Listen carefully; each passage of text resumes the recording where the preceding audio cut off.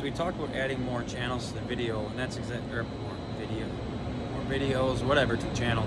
So don't mind my outfit. I'm on break at my day job, which is maintenance at a local dairy, which is similar to the business that I owned prior to or during when I started Reckless Motorsports.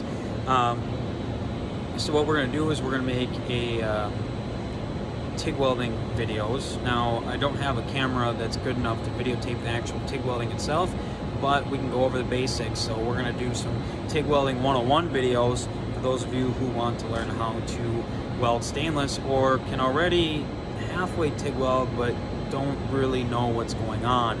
So I'm going to try and make a pretty lengthy video here, somewhere between 10 and 30 minutes, that is going to go over the basics of TIG welding, sharpening the tungsten, what tools to buy, what machines to buy, and things like that.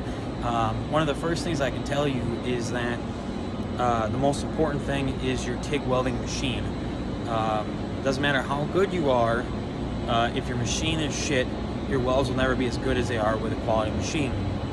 With that being said, we highly recommend Miller TIG welders. Now, that doesn't mean that you need to go out and spend $2,000 on a TIG welder. You can use a TIG welder like the AHP 700, which will do its job. It just will never be good enough as the Miller equivalent, which will be 3 to 4 times the price tag. So, if you're just starting out, I recommend the AHP 700 or a Miller suitcase welder. One of the next things I can tell people is that for precision welding, a pedal is always going to be the correct way to do it. Now, I can do precision welding with a scratch arc. I can do precision welding with a roller button. I can do it with pretty much anything. But a pedal is what you're going to want to do, because as soon as you think you're going too slow or you need to speed up, you're going too fast, you can let off and change the amperage and fix a mistake where if you're doing any other type of welding, it might not be as easy. So that's the intro to this video. Next, we're going to go over some of the parts and things like that that are required when TIG welding. Okay, what we have here is what's known as for me, a WP17. Whatever brand this is, they got a 17FV. This is the most common TIG torch, and this is my preferred TIG torch. This specific setup has a roller on it, which I actually have disconnected. I'm using scratch arc on this particular welder. You have your gas control, which on this welder doesn't matter because the gas is running through the welder. You just have it cracked open. You have your cap. You have either your long cap or your snub nose. I typically use the snub cap, and I cut my pieces of tungsten in half. But this particular FUPA setup has a collet like this, but half the length. So you have a shorter body, a shorter collet. So in order for me to use the same piece of tungsten I use in here, I needed to use the longer cap. Okay, this is a FUPA 12 ceramic cup. Okay, it has this stainless steel in here, which is a gas diffuser, which allows the gas to come out straighter and more evenly, so you get a better weld. Okay, normally you buy these in glass. I bought this in ceramic so that I can set it on the metal without melting it, or Pyrex, I should say. What we have here is what you find more standard in the construction industry. This is a number 8 cup that's built for a gas lens diffuser. You can see this particular welder, I can't get my screen to go clear, has been sprayed with spatter and whatnot because we've been welding on chemicals and water, and it's been blown back to weld on there. But that has let's see if I can get it clear. That has a similar screen meant to diffuse the gas and make it so that the gas comes out more evenly.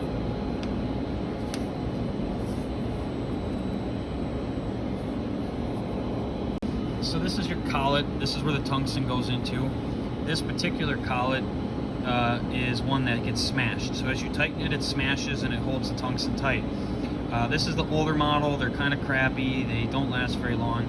They have a newer version that doesn't have these slits and that's cut at an angle. And it works great, except for when you tighten it down, it sticks. So a lot of guys end up having to take pliers to get it back, the tungsten back out. So this slides into here. Cup screws into here, screws into the torch body, and then the cap goes on the end. And then this is the tungsten. Now the tungsten, I highly recommend thoriated 2%, which is the painted red tungsten. People will say it's radioactive, but it is the absolute best tungsten to use, and people have been welding for 40, 50 years with it without getting cancer or anything, so I highly recommend that.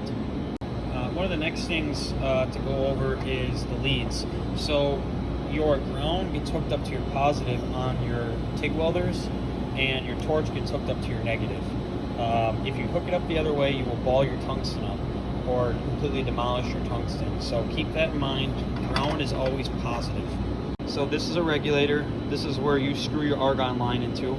Okay, on this exact regulator, you are going to not worry about this. This is just the gauge for the bottle. Typically most bottles I use are around 2300 psi. You're more worried about this gauge, this argon gauge here. So typically torches, you run them at about 20. You can run them higher when you want to get more gas disbursement, but if you run the pressure too high, you'll actually blow out the weld, and not blow out the weld itself, but the argon will pass the weld so fast that it actually causes the air around it to be turbulent, and the oxygen will come back and actually hit the weld and make the weld darker. Okay, the next is the shape of your tungsten. When you sharpen your tungsten, short and fat, long and skinny. This is the metal, tungsten tips, tungsten tip. When you're welding, short and skinny penetrates the metal faster and more on the inside and makes a smaller weld. Short and fat makes a wide weld but takes longer to penetrate into the metal. So if you're looking for a wide weld with less penetration, use a short fat tungsten. If you're looking for a small weld with a lot of penetration, use a long skinny tungsten. Pretty much 99% of the time, this is how I have my tungsten set up. This is just a random hanger weld I did. It doesn't look that great, but it does its job. It's basically large enough to be the strength that it needs. It's a quality color. You can see I used a scratch arc because the arc actually popped out of the metal here.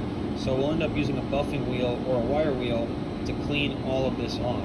Now this is obviously for a dairy plant, so it's not really that important what it looks like as long as it's smooth and isn't super inconsistent. Not like a sanitary weld at all, just strong and doesn't look like garbage. Now what we're looking at here is a guy at work practice welding. These aren't that great of welds, but for a new welder, they're not bad. And what these are sanitary welds where they're trying to penetrate the metal. This right here is closer to what you want it to look like on the outside, but you want it to be the same size on the inside when you're doing sanitary pipe, when you're doing full pen. So this was just a practice weld piece that I just picked up out of the dumpster to kind of show this, where people come from. So this was me. This is what a tube weld should look like on the outside. Obviously more straight, but it's quality color, quality weld width. In the inside, it's going to look just the same. Something they used to tell people when I first started was that if the weld wasn't black, it wasn't good enough. Okay. Now the reason they did this was so that way when dealing with new people, if the weld was black, they could pretty much guarantee that the weld was going to be strong enough, so that way they didn't have to worry about stuff breaking, because new guys have a hard time keeping penetration and whatnot. Now that was a lie. So what you're seeing here is you're seeing this rainbow of colors, okay? The colors are the exact temperature in a range of the metal when oxygen was introduced to the weld. Meaning you stop welding and you pull argon off it, it'll turn whatever color the temperature is.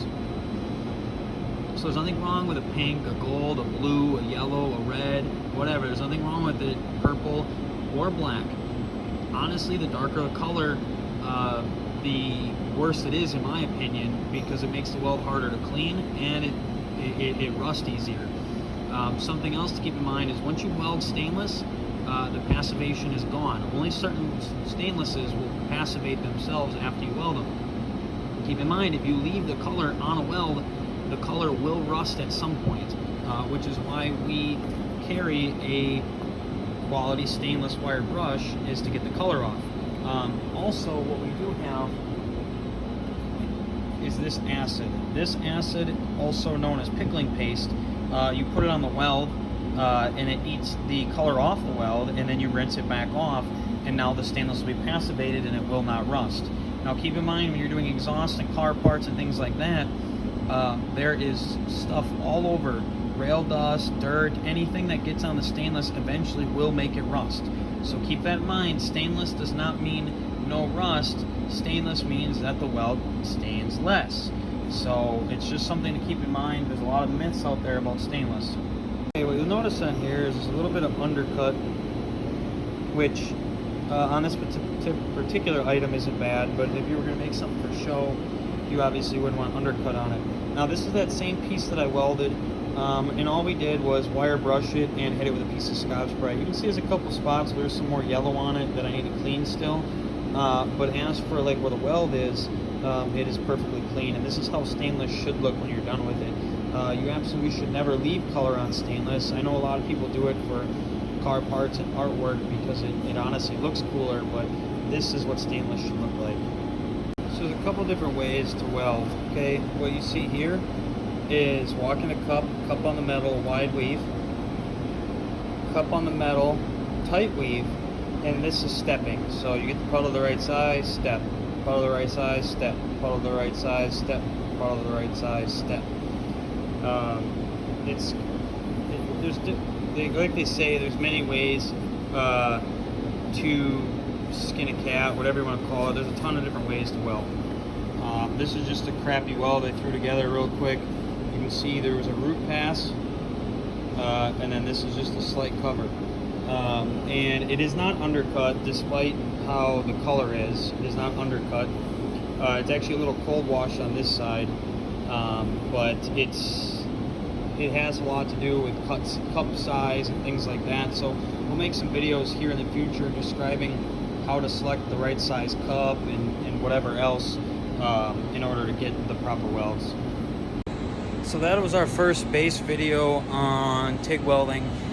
Something to keep in mind, this video is made for people that have already been shown somewhat how to TIG weld, and this is just so that they can perfect what they're doing. With that being said, as soon as we get a camera that'll allow us to videotape the welds, we'll post videos actually showing the welding techniques and how to do everything, explaining it start to finish.